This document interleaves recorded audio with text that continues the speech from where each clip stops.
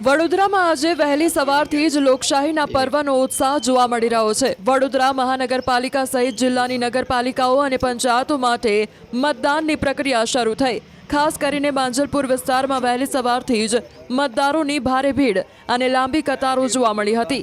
વડોદરા કોર્પોરેશનના 19 વોર્ડની 74 બેઠકો માટે આજે જંગ ખેલાઈ રહ્યો છે, જેમાં 258 ઉમેદવારોના ભાવિ ઈવીએમમાં કેદ થશે।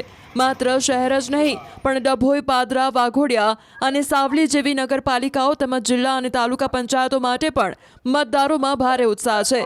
શાંતિપૂર્ણ મતદાન માટે પોલીસ તંત્ર દ્વારા અભેદ સુરક્ષા કવચ તૈયાર કરવામાં આવ્યું છે, જેમાં સીઆઈએસએફ અને એસઆરપીએફ સહિત હજારો જવાનો તૈનાત છે। આજે લોકશાહીનો મહાપર્વ છે અને સ્થાનિક સ્વરાજની ચૂંટણી છે, ત્યારે વડોદરાની વાત કરીએ તો 12 લાખથી પણ વધારે જે મતદારો છે તેઓ પોતાના મતાધિકારનો ઉપયોગ જે છે તે કરવાના છે।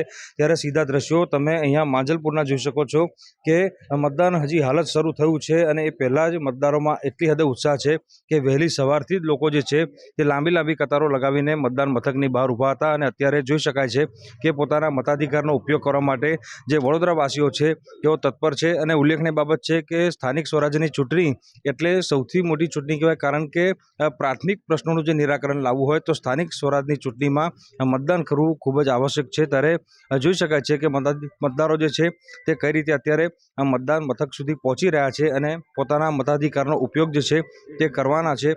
બીજી મહત્વપૂર્ણ વાત કરીએ તો મેં કીધું પ્રમાણે કે આ વખતે વડોદરા શહેરનો માહોલ જે છે તે ખૂબ રસાકસી ભર્યો રહ્યો હતો અને જે અલગ જે પોલિટિકલ પાર્ટીઝ છે તેમને ભારે વિરોધનો સામનો કરવો પડ્યો હતો, પરંતુ આજે જે મતદારો મતદાન કરશે ત્યારબાદ તેમનો મિજાજ જે છે તે જાણવા મળશે કે કોની તરફેણમાં મતદાન જે છે તે થવાનું છે। પણ એક વાત ચોક્કસ છે કે પરિસ્થિતિ ગમે તેવી હોય પરંતુ લોકો જે છે તે પોતાનો મતાધિકારનો ઉપયોગ જે છે તે કરવા માટે જાગૃત બન્યા છે અને એના કારણે જ આ લાંબી કતારો જે છે તે વહેલી સવારથી જોવા મળી રહી છે। મહત્ત્વપૂર્ણ વાત છે કે મતાધિકારનો ઉપયોગ કરવો જે છે તે અનિવાર્ય છે અને આપણી ફરજ પણ છે। એટલે અહીંયા જોઈ શકાય છે કે કેટલાક જે છે તે લોકો મતદાન કરવા માટે આવ્યા છે અને પોતાના મતાધિકારનો ઉપયોગ જે છે તે કરવા માટે અહીંયા પહોંચ્યા છે। ત્યારે કેટલાક લોકો સાથે વાતચીત કરવાનો પ્રયત્ન કરીશું। તમે શું કહેશો, સ્થાનિક સ્વરાજની ચૂંટણી હોય, પ્રાથમિક પ્રશ્નોનું નિરાકરણ લાવવું તો અહીંયા મતદાન કરવું જરૂરી છે, તો આ વખતે કેવો મિજાજ છે મતદારો? આ વખતે થોડો વધારે આક્રમક લાગે છે। આ વખતે આટલી પબ્લિક આવી છે તો વધારે સારું લાગે છે કે ના મતદાન થશે અને એ જે ચેન્જ થવાનું છે વસ્તુ આગળ પડતા मतदान લોકો આજે કરશે એવું લાગે છે। सबको आना चाहिए। इस बार धूप ज़्यादा है तो सुबह शायद ज़्यादा भीड़ होगी। सबको करना चाहिए। क्या मानते हैं, ये स्थानिक स्वराज का इलेक्शन है तो कितना ज़रूरी है इस इलेक्शन में वोटिंग? बहुत ही ज़रूरी है।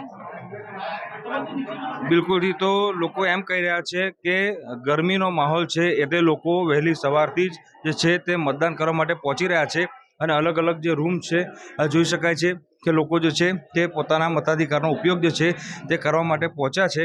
અને બીજી મહત્ત્વપૂર્ણ વાત છે કે તમામ જગ્યા પર આ જ રીતનો ઉત્સાહનો માહોલ જે છે તે જોવા મળી રહ્યો છે। મતદાન શરૂ થઈ ગયું છે અને જે મતદારો જે છે તે પોતાના મતાધિકારનો ઉપયોગ જે છે તે કરી રહ્યા છે। અને મેં અગાઉ કીધું પ્રમાણે કે આ સ્થાનિક સ્વરાજનું જે ઇલેક્શન છે, ચૂંટણી છે, એટલા માટે મહત્ત્વની છે કે સ્થાનિક જનપ્રતિનિધિ લોકો પસંદ કરી શકે, જેથી તેમની જે પ્રાથમિક સુવિધાની જે નીડ છે, જરૂરિયાત છે તે પૂરી થઈ શકે। એટલા માટે જ વડોદરાવાસીઓ જે છે મતદાનને લઈને ભારે જાગૃત જોવા મળી રહ્યા છે। હાર્દિક દીક્ષિત, ન્યૂઝ 18 ગુજરાતી, વડોદરા।